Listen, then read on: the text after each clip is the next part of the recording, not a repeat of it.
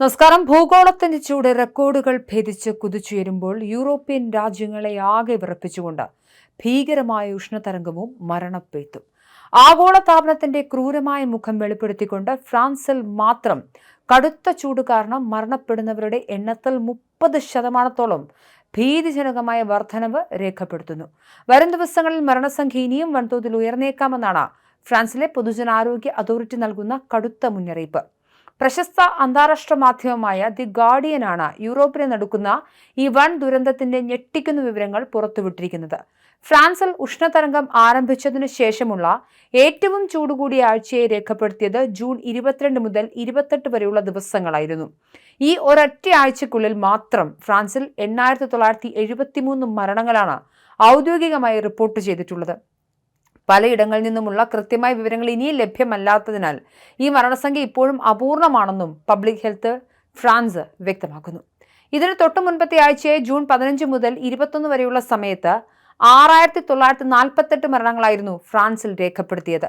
എന്നാൽ തൊട്ടടുത്ത ആഴ്ചയിലേക്ക് എത്തിയപ്പോൾ മരണങ്ങളിൽ 29.1% പെട്ടെന്നുള്ള വർധനവും ഉണ്ടായി. അതായത് വെറും 7 ദിവസത്തിനുള്ളിൽ 2025 അധികം മരണങ്ങളാണ് ഫ്രാൻസിനെ കണ്ണീരിലാഴ്ത്തിക്കൊണ്ട് സംഭവിച്ചിരിക്കുന്നത്. കടുത്ത ചൂടിനെ തുടർന്ന് മരണപ്പെടുന്നവരിൽ ഭൂരിഭാഗവും 45 വയസ്സിന് മുകളിൽ പ്രായമുള്ളവരാണെന്നാണ് ആരോഗ്യവകുപ്പ് അധികൃതർ നൽകുന്ന വിവരം. ഇതിൽ തന്നെ 65 വയസ്സ് കഴിഞ്ഞ് വൃദ്ധരെയാണ് ഈ കൊടും ചൂട് ഏറ്റവും മാരകമായി ബാധിച്ചിരിക്കുന്നത്.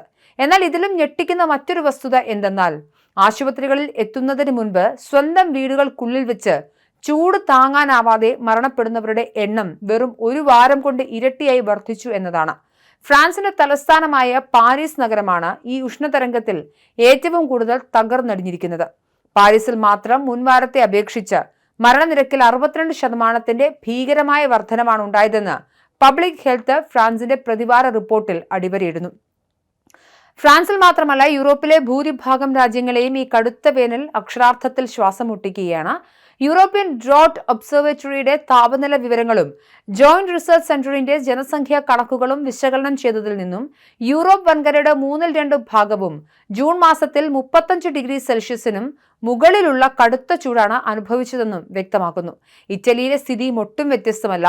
അവിടെ അനുഭവപ്പെടുന്ന കടുത്ത വരൾച്ച കാരണം രാജ്യത്തെ പ്രധാന ജലാശയങ്ങളും നദികളും പൂർണ്ണമായും വറ്റിവരണ്ട് അതീവ ഗുരുതരമായ അവസ്ഥയിലാണുള്ളതെന്ന് പോ റിവർ ബേസിൻ അതോറിറ്റിയും റിപ്പോർട്ട് ചെയ്യുന്നു.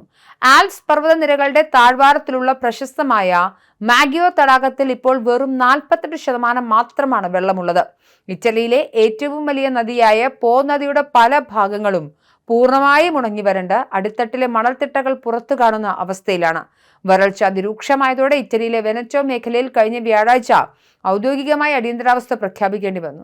അതേസമയം സ്വിറ്റ്സർലൻഡിലെ റാൻ ഹിമാനിയിൽ ജൂൺ 29 കടുത്ത ചൂട് കാരണം പതിറ്റാണ്ടുകളോ നൂറ്റാണ്ടുകളായി അടിഞ്ഞുകൂടിയിരുന്ന മഞ്ഞുമലകൾ അതിവേഗം ഉരുകിയൊലിക്കുന്ന ഗ്ലേസിയർ ലോസ്ഡേ പ്രതിഭാസത്തിന് തുടക്കമായി. ഹിമാനികൾ ഉരുകിയൊഴുകുന്ന വെള്ളം കൊണ്ട് മാത്രം ഓരോ 6 സെക്കൻഡിലും ഒളിമ്പിക്സ് നിലവാരത്തിലുള്ള ഓരോ ഭീമൻ നീന്തൽക്കുളങ്ങൾ വീതം നിറയ്ക്കാൻ സാധിക്കുമെന്നാണ് സ്വിറ്റ്സർലൻഡ് ഗ്ലേസിയർ മോണിറ്ററിംഗ് ഡയറക്ടർ മഥിയാസ് ഹസ് റോയിറ്റേഴ്സ് വാർത്താ ഏജൻസിയോട് വെളിപ്പെടുത്തിയത്. ഇത് 2 ആഴ്ചയോളം തുടരുമെന്നാണ് കണക്കാക്കപ്പെടുന്നത്. ഇതോടൊപ്പം ജർമ്മനി, പോളണ്ട്, സ്ലോവാക്കിയ, ചെക്കിയ, ഹംഗറി എന്നീ രാജ്യങ്ങളെല്ലാം ചരിത്രത്തിലെ ഏറ്റവും ഉയർന്ന താപനില റെക്കോർഡുകളാണ് രേഖപ്പെടുത്തുന്നത്. UK-യിലും സ്വിറ്റ്സർലൻഡിലും മുൻകാല ജൂൺ റെക്കോർഡുകളെ എല്ലാം കാറ്റിൽ പറത്തി ചൂട് മുന്നേറുമ്പോൾ ഫ്രാൻസിന്റെ ചരിത്രത്തിലെ ഏറ്റവും ഉയർന്ന ദേശീയ ശരാശരി താപനിലയാണ് ഈ വർഷം രേഖപ്പെടുത്തിയത്. ഭൂമി നേരിടുന്ന ഈ വലിയ കാലാവസ്ഥാ വ്യതിയാനത്തിൽ അന്താരാഷ്ട്ര സമൂഹം വലിയ ആശങ്കയിലാണ്.